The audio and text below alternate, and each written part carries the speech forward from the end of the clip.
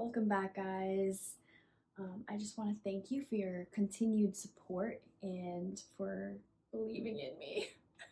I love you, and I am so thankful for you. Thank you for being here. Let's just start unpacking a little bit of the quotes that I use in the very beginning of my video, which I usually do a Bible quote. Going forward, that is what I'm going to do to start off my videos. So I chose, "The merciful, kind, and generous man benefits himself, for his deeds return to bless him. But he who is cruel and callous to the wants of others brings on him self-retribution." To me, that means if you do good things in this lifetime, then the Lord will bless you tenfold of what you put out. In the most short, basic form, just do good things, be a good person, believe in the big man, and good things will happen to you.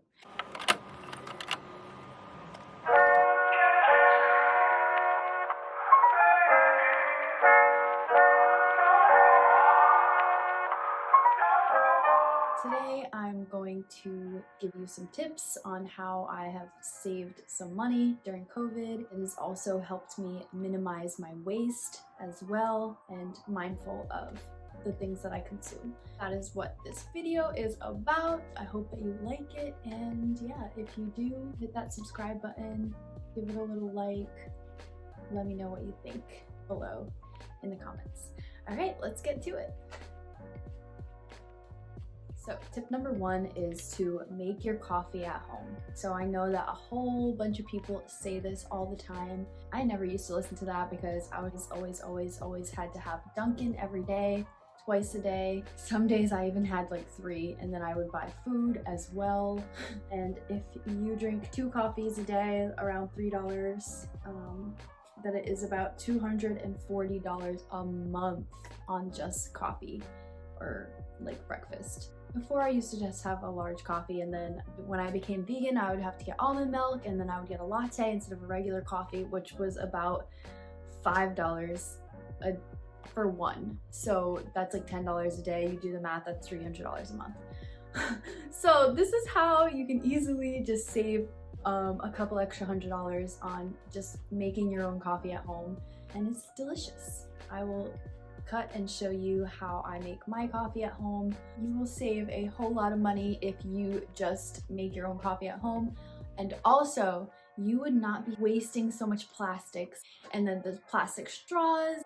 Yeah, so you can minimize your waste by doing that and also save yourself like at least $200 a month. I use this guy, which is actually a recycled sauce jar. There's the cups right on the side, and this, like I said, is a reused sauce jar. So that is tip number one, is make your own coffee at home. Okay, tip number 2 is to shop secondhand. Now, you can purchase off of Depop. If you're really looking for something specific, like no doubt about it, you will be able to find it on Depop. But so I tend to look on Pinterest a lot for like outfit ideas and cute things that I like. I will just make a little board of all the things that I would like to see in my closet, which hasn't been that much lately because I am trying to do the minimalism thing. So if I do bring certain specific things in, white shirts and white sweaters, if you go to your local thrift store like 9 out of 10 times, like you will probably be able to find what you're looking for secondhand. Not only are you saving money by buying secondhand, because usually they have everything as one price. So you can get sale days and like things like that. I signed up for this membership at Goodwill, which is a good friend's membership, and so you donate $25, and then every single purchase they give you 25% off for a whole year. You're doing something good by donating, and you're also saving yourself money in the long run, and you're reusing, reducing, and recycling. And they have a lot of other things besides clothes at the thrift store also. The discount applies to everything, so furniture, whatever you need, you can buy it secondhand versus new, and you'll be saving the planet slowly but surely. That is my second tip, and that is to shop secondhand. So My third tip kind of goes along with the second tip of shopping secondhand. So I am an avid reader. I love to read. I probably spend at least a couple hours a day just reading. I've been able to find a lot of good books at the thrift store. It saves so much money because books can be quite pricey. So one of the things that I will do when I go to the thrift store is always look at the book section. Like, they have a lot of things that you wouldn't even be thinking about that you might like to read. If you only chase the things that are new releases, you won't know about all those other books that are great. I have found so many good books there. And then even just like, I like to collect vintage books because they can be very aesthetically pleasing, and that is what I like. I like to collect books. So buying them from secondhand stores is super cheap. Don't get me wrong, I'm not saying like don't go out and buy the book that just came out because you want to support people that you like. But you can also find a lot of good things secondhand. That when I buy books, I can't just buy one, I have to buy like 3 or 4, and that's like, you know, $12, $15 each. Or you can even get a library card, and I know a lot of people don't want to have the clutter around. Like, I personally like to collect books, so that's not like clutter to me. But you could always get a library card and read it and bring it back, and then the next person will read it. So the third tip is to buy books secondhand. My fourth tip on how to save money is just don't go to the stores. As awful and hard as that seems, it's quite possible. Like, just find other things to do. Like, when I'm bored, I used to always be like, okay, well, I'm gonna go to Target because I'm bored, when I could do more productive things like go for a walk or declutter. Like, I don't know why, but I always find so much satisfaction in like decluttering things, and you are faced with all of the things you already own, and it kind of does something to your mind. It stimulates a part of your brain that you don't need more stuff. And then, you know, if you do come across something that you're like, oh, this is old and like I want to replace it, then like go for it. So something that helps me do this is I just keep a little running list of things that I eventually want to buy or that I might need to replace soon. That way, when I do go to a store, I have an intentional thing that I went there to get. So fourth tip is to just don't go to the stores. And you will save yourself a lot of money and a lot of time as well. And if you do feel like you really need to like buy something, like go to the thrift store, because you will still satisfy that urge. So tip number 5 is to declutter when you're bored. You would be faced with the amount of stuff that you have. I know when I recently did this, my last video, I was just like, I am never going to purchase another freaking thing. You just can make a list and be like, okay, I have enough of this, I have enough of this, I have enough of this. Another part to that is to just be thankful for the things that you do have, because once you start that mindset of just appreciating what you have, you don't really have that want for more things because you are content with what you already have. And you can, you know, shop your own closet, shop your own house. Just try to move things around, refresh something like DIY. That way you are not making purchases that you don't need to when you're bored. Sixth tip is kind of goes along with the last two. So what I like to do when I'm feeling the urge of like, okay, like let me go shopping, I go for a walk or a run. It takes my mind off of wanting to get something. Also, you know, you're doing something healthy and good for your body, so you just get a super adrenaline rush. And something that I like to do when I go for walks is that I pray. I just talk to God while I'm walking. It is so peaceful. It's honestly like a form of meditation in a way. It really helps. So doing an activity that is outdoors and free is a huge way to save money. So that is tip number 6, 5. I already lost track. Tip number 7 on how I've been able to save a lot of money is, so I've challenged myself to use up all the things that I have, and then I'm not gonna buy replacements until they are gone. And I know for a fact that I'm someone who had like 5 things of lotion. So the amount of time that it would take to use up all of that would be like over a year.